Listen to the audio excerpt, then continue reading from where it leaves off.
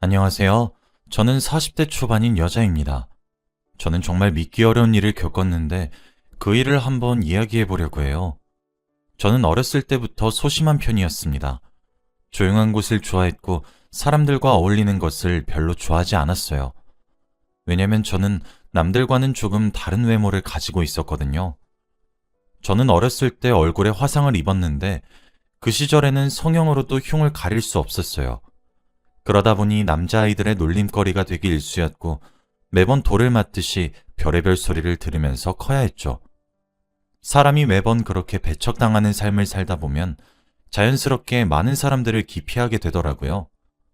혼자 있는 것이 자연스럽게 편해졌습니다. 게다가 저는 뚱뚱한 편이에요. 어렸을 때부터 밖에서 마음의 상처를 얻어오면 딱히 풀 수 있는 방법이 없어 폭식으로 스트레스를 풀었거든요. 그러다 보니 솔직히 정말 뚱뚱해요. 피부도 닭살 피부고 여자로서 매력적이지 않다고 인정합니다. 학창 시절에 제가 복도를 지나가면 주위에 있던 아이들이 어디서 비계 냄새 나지 않냐고 저 돼지 걸어가는 것 좀 보라며 제 걸음걸이를 흉내내거나 저를 따라하며 조롱했어요. 처음에는 저도 사람들과 어울리려고 노력했지만 어렸을 때 받았던 상처들 때문인지 피해망상까지 생기더라고요. 살도 빼보려고 노력을 많이 했지만 매번 수포로 돌아갔고 자괴감도 장난이 아니었습니다. 그냥 저는 공부에만 몰두하기 시작했어요. 다행스럽게도 서울에 위치한 꽤 좋은 대학교에 입학하게 되었죠. 성인이 돼서 새로운 마음가짐으로 나도 변하고 싶다고 다짐했습니다. 하지만 저는 대학교 진학을 하고 나서도 마찬가지였어요. 생각보다 새내기 시절에 나름 잘 지낸다고 했는데 그때 저희 동기들의 과대는 여자였어요. 저는 친한 친구가 되었다고 생각했었는데 어쩌다 저를 제외하고 여자인 동기끼리 이야기하는 걸 본의 아니게 엿듣게 된 적이 있습니다. 그런데 친구라고 생각했던 애가 저를 조롱하고 있더군요. 살이 저렇게 쪘는데 왜 자기 관리를 할 생각을 하지 않냐며 낄낄 웃더라고요. 그날을 이후로 저는 사람이 둘 이상 모여서 자기들끼리 이야기를 나누면 꼭 제 험담을 하는 것처럼 느껴졌습니다. 마지막이라고 생각하고 정말 최선을 다해보려고 했었는데 말이죠. 그런 제 노력에도 불구하고 세상은 참 차가웠습니다. 매번 상처만 받아서 힘들어하는 것도 점점 지쳐갔죠. 대학교 졸업 후에 직장에 입사도 했지만 3개월을 버티지 못했어요. 하지만 다행스럽게도 새로운 적성을 찾았고 집에서 프리랜서로 일을 할 수 있게 되었죠. 제 성향도 혼자 일하는 것을 좋아하고 낯선 사람들과 만나서 일을 하지 않으니 지금 일이 저에게 천직처럼 느껴졌어요. 하지만 제가 점점 나이를 먹어가면서도 저희 가족이 저를 걱정하기 시작했어요. 저는 저보다 6살 어린 여동생이 있는데 다행스럽게 제 여동생은 참 착한 아이예요. 그리고 예쁘기까지 합니다.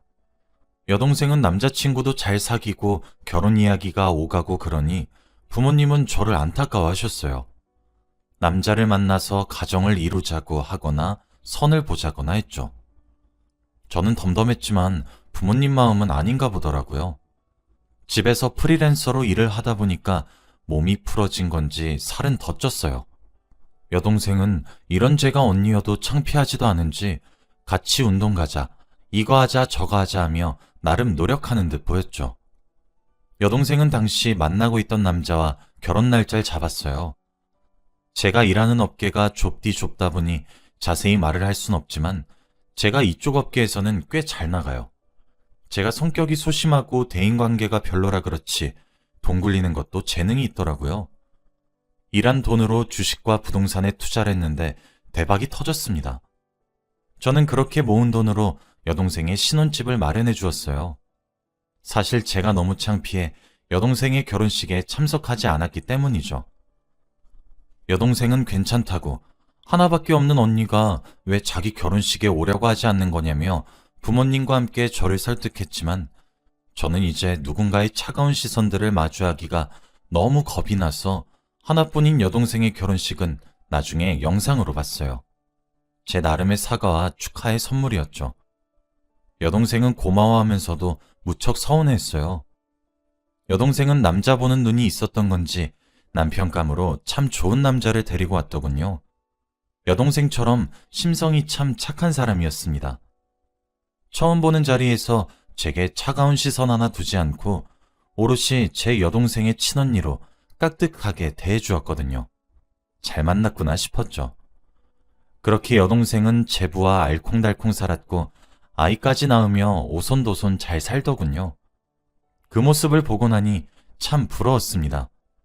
어느샌가 저도 결혼에 대한 로망을 꿈꾸게 된 것 같아요.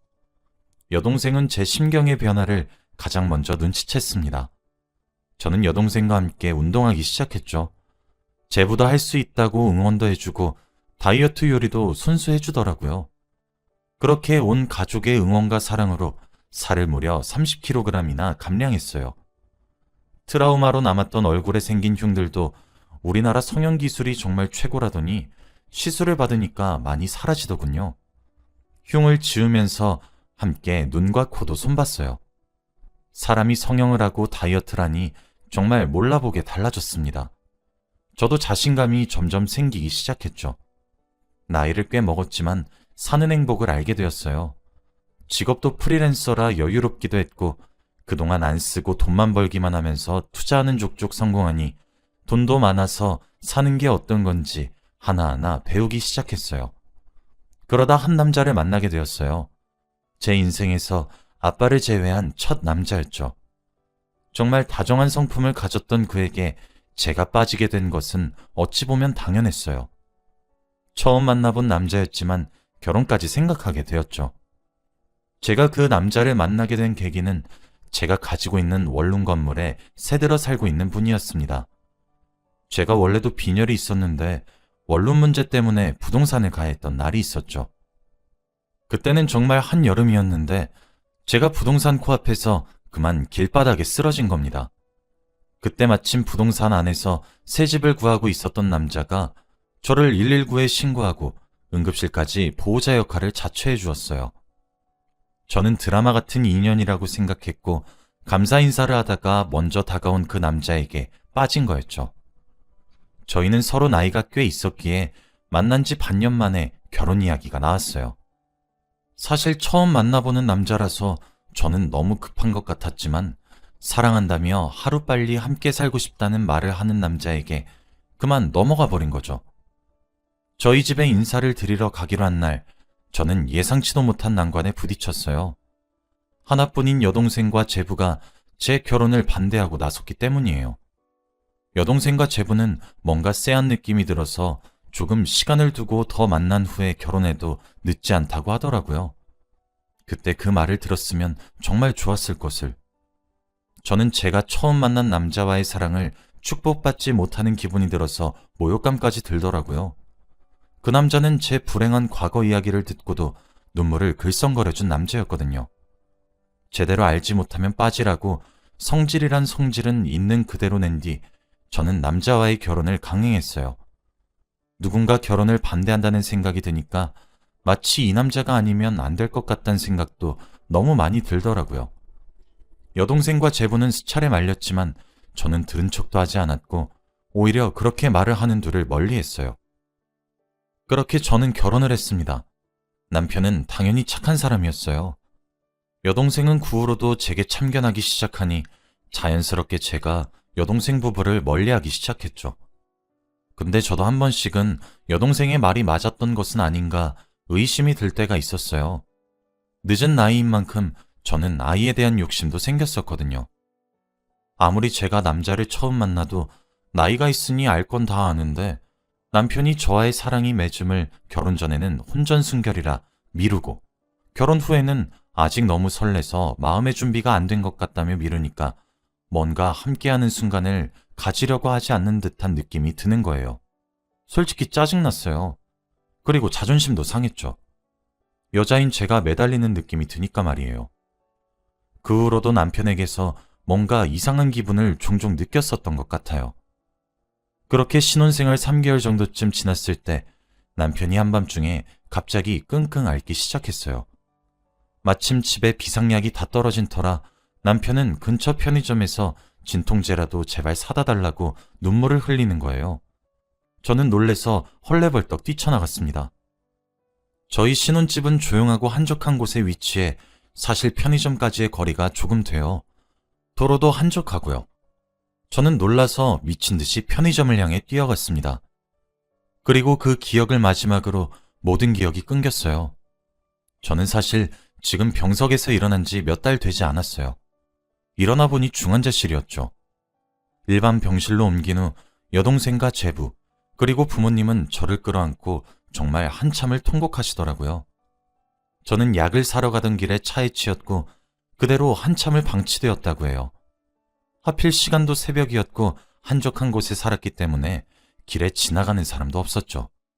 그러다 운이 좋게 지나가던 어떤 아저씨 한 분이 아슬아슬하게 119에 신고해서 구조가 되었다고 합니다. 뺑소니 사고였다고 하더군요. 저는 3개월 정도 중환자실에서 멀쩡히 의식을 찾지 못했고 수술도 여러 번 했었어요.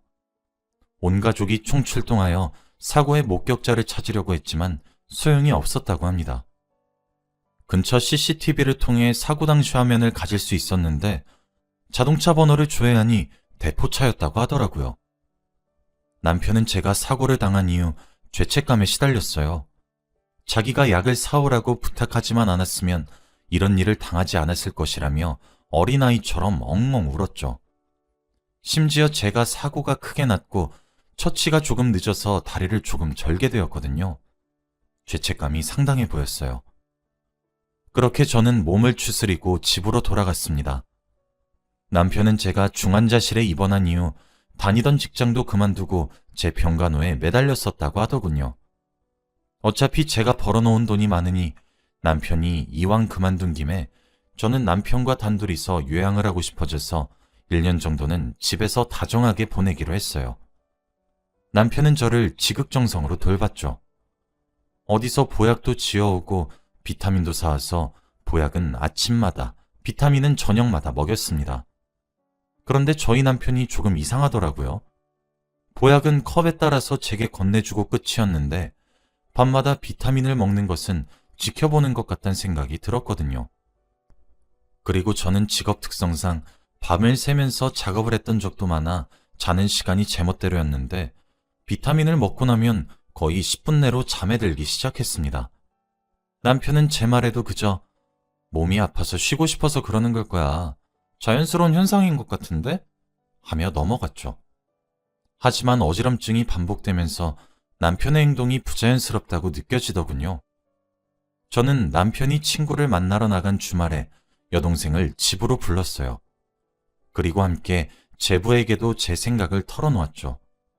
결혼 전후를 통틀어서 한 번도 사랑을 나누지 않은 점, 남편이 주는 비타민을 먹으면 어지러움이 느껴지면서 잠을 자고 일어나면 몸이 무거운 점 등등 제가 이상하다고 생각이 드는 점을 이야기했어요. 여동생과 제부는 심각하게 제 말을 듣더니 아무래도 수상한 것 같다고 말을 하더군요. 제 눈치를 보며 조심스레 말을 하는 모습에 괜찮다고 다독인 후 어떻게 해야 할지 의논했어요. 여동생은 집에 녹음기를 여러 개 몰래 설치하고 녹음을 해보자고 하더라고요. 그러고는 일사천리로 일이 진행이 되었습니다. 정말 화장실을 제외하고 모든 공간에 하나씩 녹음기를 설치했어요. 물론 제 방에도 말이죠.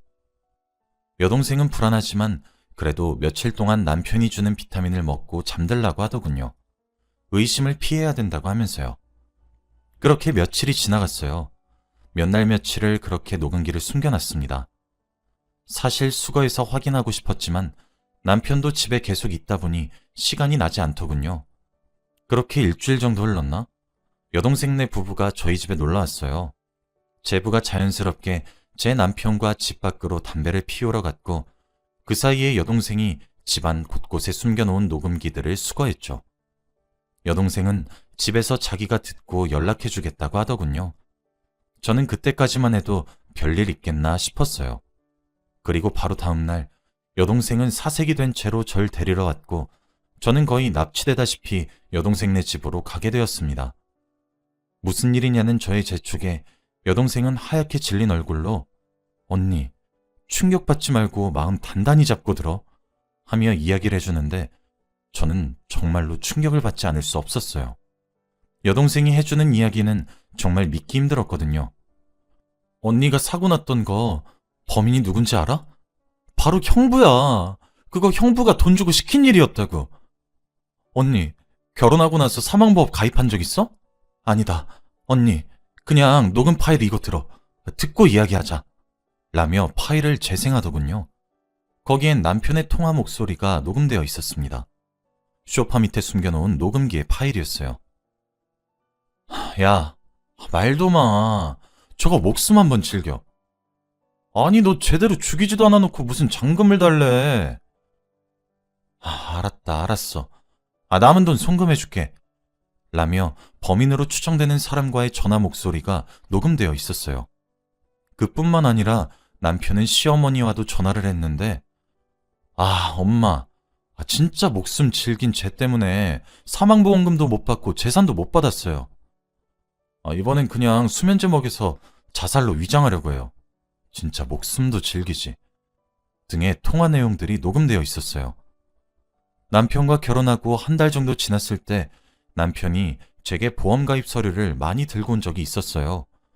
우리가 나이가 많은 편이니까 미리미리 준비하자며 함께 가입하자는 남편의 말을 철석같이 믿었는데, 게다가 남편이 매일 밤 제게 비타민이라고 먹였던 건 불법으로 산 수면제였습니다. 그렇게 매일 조금씩 먹이고 어느 순간 제게 왕창 먹여 또 죽게 만들 생각이었나 보더라고요. 정말 믿을 수가 없었습니다. 저는 정신을 차릴 수 없었어요. 그리고 이 녹음 내용은 증거로 쓰이지도 못할 거였으니까요. 여동생은 제 양쪽 뺨을 짝 치며 저와 눈을 맞추며 말했어요. 언니, 정신 차려. 지금 언니가 정신 놓으면 어떡해. 언니가 이번에도 이상한 낌새 눈치 못 챘으면 언니 이번엔 진짜 우리 얼굴 못 볼 수 있었던 거야. 알아? 정신 똑바로 챙겨. 당장 변호사 먼저 구하자. 변호사 선임해서 이혼소송이랑 살인미수도 소송으로 걸자. 언니, 내가 있으니까 괜찮아. 라고요. 그러고 남편에게 오랜만에 여동생네 집에서 며칠 지내다 집에 가겠다고 한 뒤 전 여동생과 변호사들을 찾아갔어요. 두 분을 선임했죠. 우리가 녹음한 파일은 증거물로 채택될 수 없었지만 남편의 전화 내역과 계좌 내역의 조회 등등을 살펴보니 뺑소니 사고부터 불법으로 약을 구매한 흔적까지 증거가 탈탈 나오더군요. 변호사들도 혀를 찰 정도였죠. 저는 그 이후로 남편이 있는 집으로 돌아가는 날을 차일피일 미뤘어요. 부모님 핑계와 여동생 핑계를 대가면서요. 그렇게 남편 몰래 소송 준비를 하게 되었고 소송이 시작되었습니다. 처음에 남편은 뼈 빠지게 병간호를 해줬더니 돌아오는 건 이런 말 같지도 않은 의심뿐이냐며 큰 소리를 떵떵 쳤지만 하나씩 나오는 증거에 이내 모든 것이 모함이라며 소리치기 시작했어요. 남편은 결국 혐의가 인정이 되어 실형을 선고받았고 이혼까지 당하게 되었죠. 저는 그 후로 다시 부모님 집에 들어와서 살고 있어요. 부모님은 모든 상황을 듣고 눈물을 터뜨리셨습니다. 다리도 절기 시작한 제가 가엾다고 하면서요.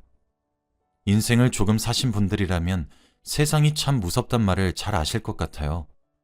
귀신보다 무서운 게 사람이란 말이 있는데 정말 죽음의 문턱을 한번 밟았고 또 밟을 뻔했던 일을 겪고 나니 이제 남자고 사람이고 아무도 믿지 못할 것만 같아요. 돈 때문에 눈이 돌아갔던 전 남편. 처음 만났을 땐 쓰러진 저를 임시 보호자까지 자처하며 정의로웠던 사람이었는데 범죄까지 저지르다니. 아직까지도 제게 일어난 일이라고 잘 믿기지 않습니다. 저는 지금 안정을 취하려고 노력 중이에요. 아직은 매일 악몽을 꾸지만 점점 몸도 정신도 회복하려고 노력하고 있어요. 하나뿐인 여동생은 매일 문턱이 다를 정도로 저를 찾아옵니다. 아마 제가 전처럼 우울감에 빠져서 또 사람들을 기피하고 방에 틀어박힐까 걱정이 되는 것 같아요. 저는 과거와 달리 이젠 이겨내려고 노력 중이에요. 조금이지만 바깥에 산책도 나가곤 합니다. 제 목숨을 구해준 여동생과 제부를 봐서라도 죽을 만큼 노력해서 나름대로 행복해져 보려고 해요. 세상이 참 험하고 사람이 무섭지만 제가 잘 이겨낼 수 있도록 모두 응원 부탁드립니다. 제 긴 글을 읽어주셔서